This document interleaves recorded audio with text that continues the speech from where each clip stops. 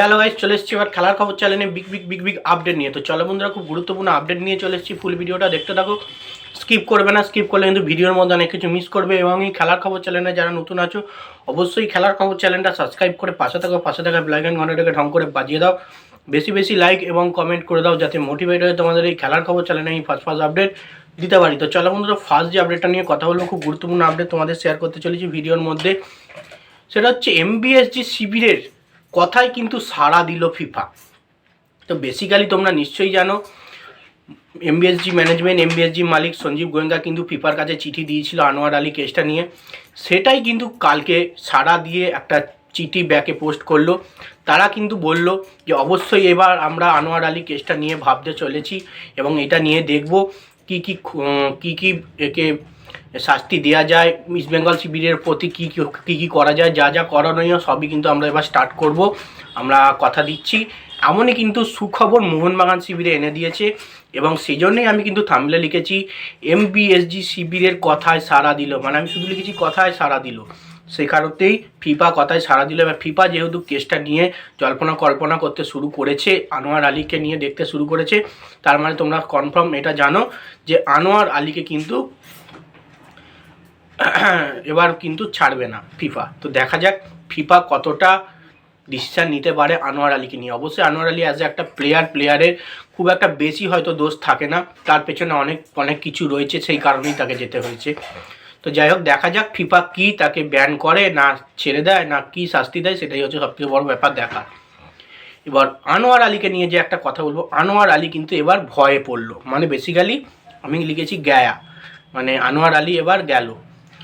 কারণ আনোয়ার আলী কেস যেহেতু ফিফারে উঠেছে, এবার আনোয়ার আলী কিছুটা হলেও তার ভয় থাকবে, তাকে কি শাস্তি পেতে হবে, কতদিনের ব্যান হতে হবে, ইস্ট বেঙ্গল এফসি শিবির থেকে কতদিন তাকে বাদ যাবে, ফুটবল থেকে কতদিন তিনি দূরে থাকবে, এবং ইস্ট বেঙ্গল এফসি শিবিরকে কত টাকা জরিমানা দিতে হবে, মানে এরকম একটা তিনি ভয়ে থাকবে। সেই কারণেই কিন্তু তার পারফরমেন্সও একটু প্রচুর পরিমাণে কিন্তু খারাপ হতে পারে ডিফেন্সে। আনোয়ার আলীর মতো প্লেয়ার এবার ইস্ট বেঙ্গল এফসি শিবির যেহেতু সুপার কাপের সেমিফাইনাল খেলবে, সেখানে কিন্তু আনোয়ার আলীকে তোমরা খারাপও পারফরমেন্স করতে দেখতে পারো যদি খেলে। কারণ আনোয়ার আলী কিছুটা হলেও কিন্তু ভালো চাপেই থাকবে এই কেসটা নিয়ে। সেই কেসটা নিয়ে চাপে থাকার কারণেই কিন্তু তার পারফরমেন্সও কিন্তু খারাপ হবে। তো যাই হোক, আনোয়ার আলী চাই ইস্ট বেঙ্গলের হয়ে খেলুক, অবশ্যই খেলুক, কিন্তু আনোয়ার আলী যদি এই টাইমে ইস্ট বেঙ্গলের হয়ে পারফরমেন্স করে, তাহলে সেই পারফরমেন্স ভালো হবে না, সেটা পরিষ্কারভাবেই বোঝা যাচ্ছে। তো দেখা যাক আনোয়ার আলী কতটা ভালো পারফরমেন্স করতে পারে ইস্ট বেঙ্গল এফসি শিবিরের হয়ে।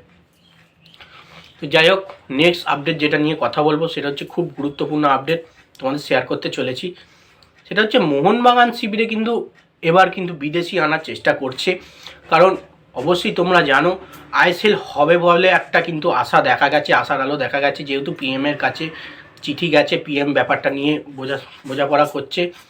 তো সেই কারণে কিন্তু এবার সঞ্জীব গোয়েঙ্কা কিন্তু প্লেয়ার কেনা শুরু করবে, মানে বিদেশি প্লেয়ারদের দিকে নজর দেবে।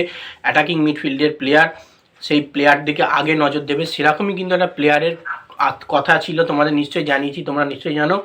এবং সেই বিষয়টা কিন্তু এবার ফুটে উঠবে, যে সমস্ত খবর সূত্রে জানা যাচ্ছে সেই বিষয়টা ফুটে উঠবে, তোমরা জানতে পারবে মোহনবাগান শিবিরের নতুন বিদেশি কে হতে চলেছে, 7 নম্বর বিদেশি কে হতে চলেছে।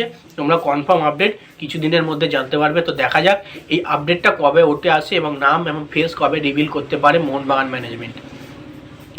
যাই হোক, নেক্সট এবং লাস্ট আপডেট যেটা নিয়ে কথা বলবো, ভারতীয় ফুটবল দল কিন্তু আবারও একটা ভারতীয় বংশোদ্ভূত প্লেয়ার দলে আনার চেষ্টা করছে খালিদ জামিলের তত্ত্বাবধানে। এই ভারতীয় বংশোদ্ভূত প্লেয়ারের ফটোটা তোমাদের দিয়ে দিচ্ছি, তোমরা দেখে নাও। এই ভারতীয় বংশোদ্ভূত প্লেয়ারকে কিন্তু নিয়ে আসবে এবং দলে ইনজেক্ট করবে রায়ান উইলিয়ামসনের মতো, যাতে ভালো পারফরমেন্স করতে পারে ভারতীয় ফুটবল টিম, র্যাঙ্কিং যাতে আরও ভালো হয়। তো দেখা যাক এইরাম যে বুদ্ধিটা ধরেছে, এইরাম বুদ্ধিতে ভারত উন্নতি করতে পারে কিনা, ভারতীয় যে সমস্ত বংশোদ্ভূত প্লেয়ার আছে তারা এসে ভারতকে তুলতে পারে কিনা, পিআইও প্লেয়ারও অবশ্যই আসবে কথা আছে। তাও ইন্ডিয়ান যে সমস্ত ফুটবলার রয়েছে তাদেরকেও কিন্তু ভালো পারফরমেন্সের মধ্যে যেতে হবে। দেখা যাক লাস্ট পর্যন্ত ডিসিশান কী হয়। তো যাই হোক বন্ধুরা, এই আপডেট ছিল। ভিডিওটা যদি ভালো লেগে থাকে লাইক, কমেন্ট, শেয়ার, সাবস্ক্রাইব করে পাশে থাকো। চলো বন্ধুরা, বাই, নেক্সট ভিডিও দেখা হচ্ছে।